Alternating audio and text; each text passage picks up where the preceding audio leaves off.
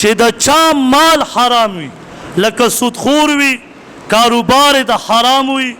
رشوتخور وي د ده سره قرباني کې حصه نیول څنګه دي یاد وساتئ که یو سړی هم پکې وي او د هغه اوه روپۍ په دې قربانۍ کې حرامه شوه د دې ټولو قرباني نه کېږي ګورئ دا یاد وساتئ کوشش وکړه ځان ته چیلی راوله وړوکی سروی والا چې کم درته معلوم وي د هغه سره قرباني ونه کړې کم سړی چې د بجلۍ د بیل بجلي په غلا استعمالوي د بمبې بیل نه ورکوي هغه سره هم قرباني یو ځای ونه کړې ولې هغه چې کمې اوبه دې سروي ته ورکوي خېټې ته حرام ځي پوه شوئ ځان مه پټوئ